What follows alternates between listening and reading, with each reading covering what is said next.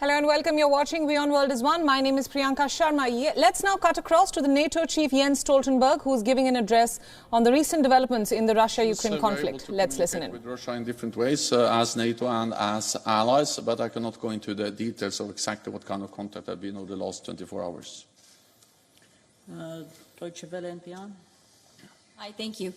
Does the fact that the Polish government, even after hours of assessing what had happened, was still ready, as of this morning, as I understand it, to possibly ask for Article 4 consultations, does that indicate to you that they do not feel reassured, despite all of these measures that have already been taken? And you said that you're constantly assessing and you've got things on tap.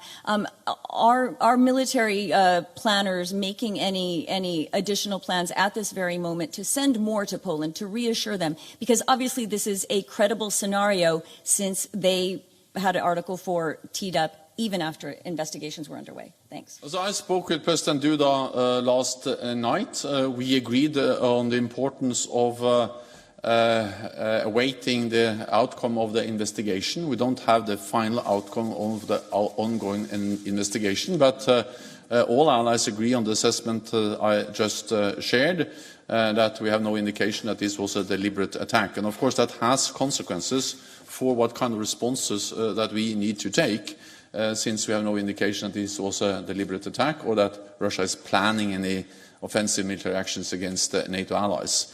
But we all also agree that Russia bears the ultimate responsibility. They are responsible for the war in Ukraine that has caused this situation. And if there hadn't been for the war, of course, we wouldn't have been in this situation with the 2 casualties and the incident we saw in Poland yesterday. But allies agree on the approach. There's been no call for an Article 4 meeting, and that's based on the findings, based on the analysis, and based on the results so far of the ongoing investigation. Okay, Spiegel. Secretary General, you just said that everything would be done to protect the allies. Now, the village where the missile hit yesterday was very close to the Ukrainian border. So in order to effectively protect Poland from incidents like these in the future, would it not be conceivable or make sense from your point of view to extend the NATO air defense umbrella into Ukrainian territory in order to intercept missiles which might be headed to potential targets near the Ukrainian-Poland border? NATO allies are not party to the conflict in Ukraine. NATO and NATO allies provide support to Ukraine. We help Ukraine to uphold the right for self-defense. That's a right which is enshrined in the UN Charter. And of course, Ukraine has the right to defend itself against Russia's illegal war of aggression against Ukraine. And our main priority now, or one of the top priorities now, is to provide more air defense systems for Ukraine. Our air defense systems are set up to defend against attacks around the clock. But we have no indication that this was a result of a deliberate attack, and this incident does not have the characteristics of an attack. And that also explains why the reactions were as they were last night, because this was not a deliberate attack and didn't have the characteristics of a deliberate attack against NATO territory. ARD. Markus Preis with ARD German TV. 2 questions, if I may. The first one is a more personal one. Everybody was very scared, I think, yesterday evening. Everybody understood that it could be a potentially very dangerous situation. How was your personal reaction when you first heard about it? And the second one is about, you said the debris that was found is probably from a Ukrainian air defense missile. The Ukrainian foreign minister said this is a Russian conspiracy theory and it's not true. How do you judge that he made this judgment on the origin? Thank you. The last question. Kuleba said it is a Russian conspiracy theory that it is a Ukrainian air defense missile. But your preliminary findings are apparently very different. Thank you. Well, the investigations are not finally concluded, but based on what we so far know, this is most likely Ukrainian air defense systems or missiles. But again, this is not Ukraine's fault. Russia bears the responsibility for what happened in Poland yesterday, because this is a direct result of the ongoing war and the wave of attacks from Russia against Ukraine yesterday. And of course, Ukraine has the right to shoot down those missiles that are targeting Ukrainian cities and critical Ukrainian infrastructure. Then NATO is prepared for situations like this. We are exercising, we are preparing for incidents, for accidents like this, to first and foremost to prevent them from happening, but if they happen, to ensure that they don't spiral out of control. So yes, of course, we were concerned when we got the reports yesterday, and especially we were saddened by the fact that there were 2 casualties. But at the same time, we are monitoring, we are following very closely, and therefore we are prepared to handle situations like this in a firm, calm, resolute way, but also in a way that prevents further escalation. Thank you very much, Secretary General. You've said repeatedly that NATO has all the capabilities along the Eastern Front and that you're ready for these sorts of incidents at any moment. So was this a failure of NATO's defences that this missile was able to hit Polish territory? Well, the air defence systems in the East, they are set up to defend us against attacks. And attacks, missiles, cruise missiles, ballistic missiles, they have special characteristics, which we then we follow and we monitor, and then we make a judgment whether it's an attack or whether it's something else.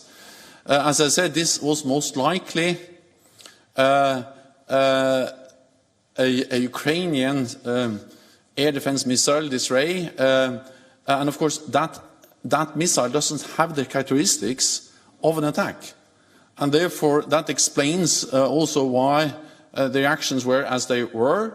And that doesn't say anything about our ability to defend against deliberate attacks against NATO territory. Wall Street Journal. Thank you very much, Dan Michaels, Wall Street Journal. Just a couple more factual questions, if possible, if the analysis yet shows this. Do you know if there was a Russian missile in the immediate area that the Ukrainians were specifically trying to target? And do you know if the Ukrainian missile exploded on the ground, if it exploded potentially in the air in contact with the Russian missile, and if what was on the ground was just shrapnel or debris from that? Thank you very much. All of that are relevant questions, but I will not go into details, partly because there is an ongoing investigation. We have to decide later on how many details we can reveal. But anyway, there are ongoing investigations. So this is an ongoing investigation that will look into those issues. TV2. Lady over there. Thanks.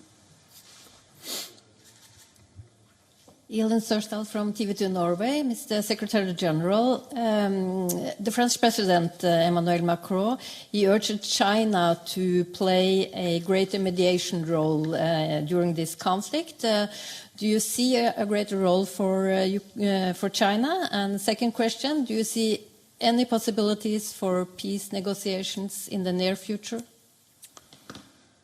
First and foremost, I believe that China should clearly condemn the invasion of Ukraine, which is a blatant violation of international law and the sovereignty and territorial integrity of Ukraine. And for instance, in the different votes in the UN, China has not voted in favor of those resolutions clearly condemning the invasion. Actually, China has also much of the Russian narrative about the war, and that's a narrative which is not correct. It is Russia and President Putin that are responsible for the war, and they can also end the war. We have to remember what this is. This is a war of aggression, where one country, Russia, invades another country and tries to control and take territory from that country. And of course, Ukraine has the right to defend itself against the invasion, against the Russian aggression. If President Zelensky and Ukrainians stop the fight, of course, then Russia will win and they will achieve their military goals. So the reality is that if President Putin and Russia stops fighting, then we will have peace. But if President Zelensky and Ukrainians stop fighting, then Ukraine will cease to exist as an independent sovereign nation. They have the right to defend themselves as an independent nation. Most likely this war will at some stage end at the negotiating table. At the same time, we know that the outcome of those negotiations is closely and fundamentally linked to the strength on the battlefield. So the best way we can ensure, maximize the likelihood for a peaceful negotiated solution is to support the Ukrainians on the battlefield, because that will maximize the probability for them achieving an acceptable negotiated solution on the negotiating table. So yes, we all want peace. Yes, we all want this war to end. But the best way we can contribute to a peace which ensures that Ukraine remains an independent sovereign nation is to provide military support to Ukraine so there can be an acceptable negotiated solution at the end of this war. We'll take one final question, TVN 24 Poland. Gentleman here. Thank you, Secretary General. As you said, it's too early to assess whether it was accident or not, but for sure it was a test, stress test for the whole NATO. Could you assess that and rate the first reaction of the Polish government, the channel of communications, and the reaction of the NATO? Any room for improvement and any lesson learned for future? Thank you. NATO allies and Poland reacted in a calm and measured and well-coordinated way. We coordinated our responses. We spoke together, of course, during the evening yesterday, and also our military commanders informed us. I spoke with the Supreme Allied Commander both yesterday and this morning, and he also came to NATO allies, or to the North Atlantic Council here in the NATO headquarters this morning, and briefed allies. So the coordination, the exchange of information, and the measured responses, and also the message that we need to establish the facts before we draw any final conclusions on the incident in Poland, that shows that NATO allies reacted in a prudent and responsible way. I think you have to understand that to manage this kind of incidents is partly about being firm and reacting quickly, but it's also about being calm and preventing unnecessary escalation. And we always need to find that balance, and therefore always it's also important to have the best possible picture of actually what happened. Therefore we actually said yesterday that we need some time to look into the incident. We did that over the course of the night, and then we have a clearer picture today, a picture that tells us that we have no indication that this was a deliberate attack, no indication that this was something that was targeted on NATO territory, and no indication that Russia is planning any aggressive military actions against Ukraine. But what we do know is that the whole incident is caused by Russia's brutal war in Ukraine. So the best way of preventing anything like this from happening again is for Russia to stop this war. Thank you very much. This concludes this press conference. Thank you.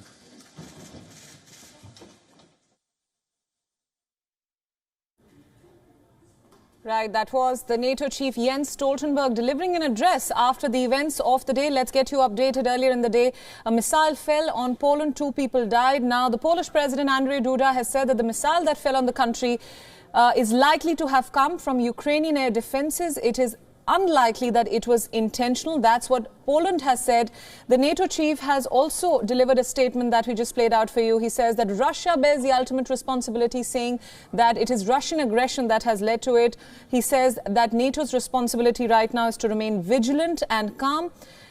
When asked about any possible NATO intervention in this conflict, the chief clearly said that they will continue to support Ukraine, and the main priority as of now is to provide assistance to the country in this conflict.